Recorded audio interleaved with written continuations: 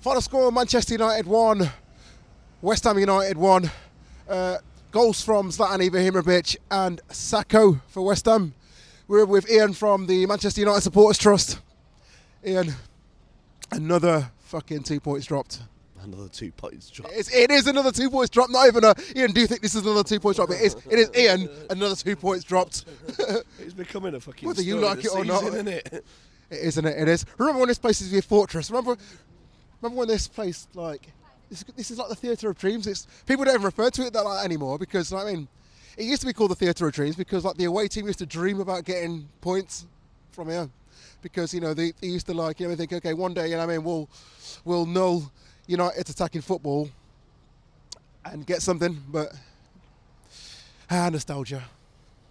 But they still come here and celebrate when they get a fucking 1-1 draw though, so you know, those West Ham fans have been buzzing tonight. They've got another fucking point, so especially there. Another goal. I just want to say, another goal conceded from a set piece, ball into the box, and, you know, for some reason or other, the ball ends up in the back of the net. What's going wrong? I don't know. I think that was a bit of a fluke goal theirs, to be honest.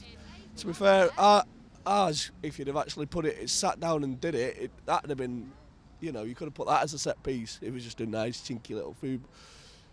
Chips ball into Ibrahimovic and he finishes it nicely, which was quite a relief in actual fact after the amount of games where he's not performed. This is the thing though, we had nearly 70% possession. We had nearly, you know, 3 times as many shots on target as them lot did. No, sorry, 3 times as many completed passes as them lot did. But yeah, you know, yeah. So yeah, you dominate the game. Yeah. As we've done with 4 or 5 games this season and not come away with the right result again. But, you know, I don't think we can have that as a negative. You know, I think we're still... Another shocking refereeing performance, I'd say, as well. It started to wind me up that we get... disallowed goals, so many fouls that should have been given. We get cards. I think that one of them should have had a player sent off, second half. We get here, and again, it's some sort of...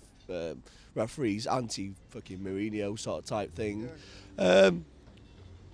I didn't see the incident of why he got sent off. At first, I didn't think he'd done absolutely enough. Or apparently, he's kicked a bottle up the touchline out of frustration, which is fair play, you know. But hardly a red card offence. Come on. No, but it seems again like, you know, we could go chasing Mourinho and do these types of shit, and that.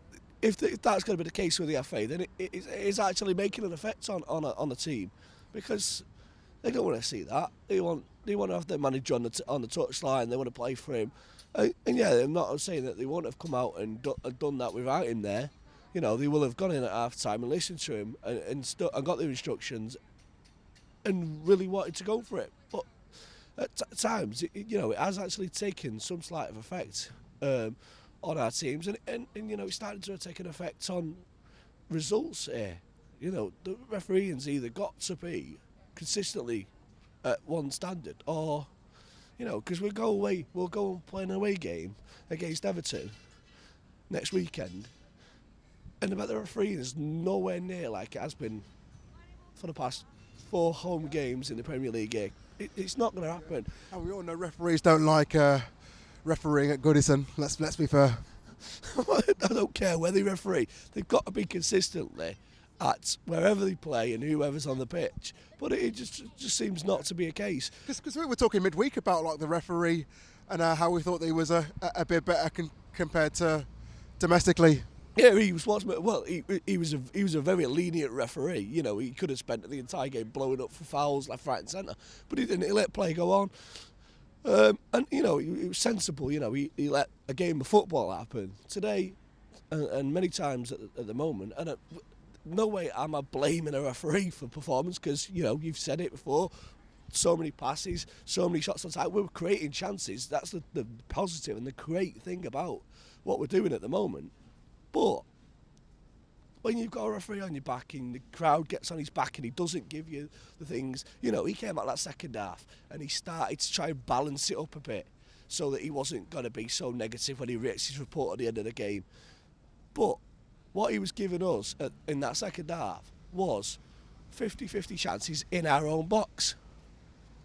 You know, he's given the ones that we wanted in our own half. He's not giving us the ones that we need at the end of the pitch. We still had plenty of chances though. Like, I know. But they could come up at our half and, fall over and get a free kick, and that's what they wanted. They wanted those set piece so they could sing "We've got Payet," who's absolute dog shite. Unless Payet really didn't do a lot today. To be fair, like, he didn't look interested. He didn't look like he's like he realised like after the Euros, it's like and he realised it was a big superstar. It's like his performances domestically have kind of gone downhill.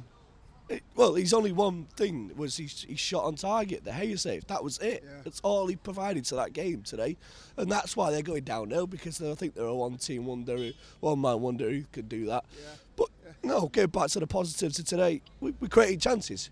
We are getting through. They've got quite a very tall and a very strong back line. Yeah, that's true. Yeah. Rashford struggled against it. We brought on Rooney, who continued to help. With that, Mkhitaryan came on and you thought that he may sort of light up the place that he did on Thursday night. Possibly was a bit thinking, but it was a learning curve for him. Possibly comes on. Tougher game for him to get into, and he'll learn something out of that today to play in the Premier League.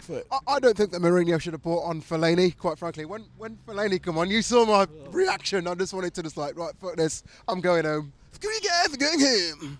Yeah, that was my attitude. He should have put on Schweinsteiger. I was excited about Schweinsteiger on the bench today. I thought, you know what, it's all written today for him to come on and score or put in a vital pass or an assist. Fellaini's was the point though. But what he brought Fellaini on was so that we could play him up the top and ping balls at him that he could knock down because he was taller than their defenders. And that was what he brought on, but he ends up in midfield. I thought it was too little, too late.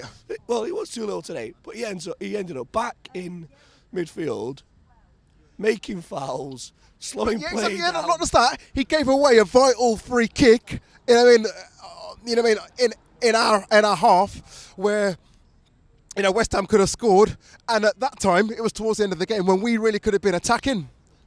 Yeah. And a yard towards the goal, he gives away a penalty. For me, I don't understand that. On the back of the substitutions he made on Thursday, where we were 3-0 up, but he made quality, positive substitutions. I'm not entirely sure you can blame Mourinho for who makes the charges when he's not when he's sat in the stands. He's probably on the telephone, text messaging, a few WhatsApp messages to the bench or whatever. But I just. We're going back to that word frustration again, aren't we? We're not kicking on after another decent performance. The performance on Thursday was good. We came away from it quite positive, and we're frustrated yet again. We've got to play these again on Wednesday night here. Now, he's got to get that right because you can't draw against West Ham here again in a really poor West Ham. West Ham have just been beaten left, right, and centre, both on and in the stands at their new stadium as well. Yeah, that was the worst thing that they ever did was move ground. But they'll come here and bring more fans and be a bit more noisy. And I just hope that our lot decide that they're going to. I hear they're struggling to sell tickets, quite frankly. The what? I hear they're struggling to sell tickets for Wednesday. They are, or we are. No, but mainly them. Well, it's a Wednesday night. They'll all not get on the tram, at the train. From London or whatever. They don't make their excuses. But it's a football match at the end of the day, and it's got to be won. And the positives are we're creating chances. We've got to be more clinical in front of goal. Rashford today. I think it's just. I was pretty happy. I was pretty happy with the football. We were playing a lot of attacking football. Our passing was fantastic. I thought. It's just that in that final third, they had a lot of players in the box. They had a lot of players taller than ours, and I just think that we lack someone to kind of put that key pass in. And I think it's a mixture of sort of like trying to get through them, and then trying to get a ball into them and head on and things like that. It's slightly frustrating, but it's kind of working in a way. We're creating the chances. Rashford's was one glaring sort of opportunities to score that sticks out to you. Jessica Lingard gets another one, although it's a fine save from the keeper. So their keeper was pretty decent today. To be fair, I talked about the back. Everyone them having everyone back. But, you know, their keeper did pull off a few decent saves. Well, you know, just go back to that Burnley game where the keeper has a decent game. Ander Herrera's come out post-match and said that the keeper was their best player again. And I agree with him. so that's basically what we're struggling with at the moment, is that we're not putting it past the keeper. The keeper seems to be the problem man of the match. And that's got to sharpen up.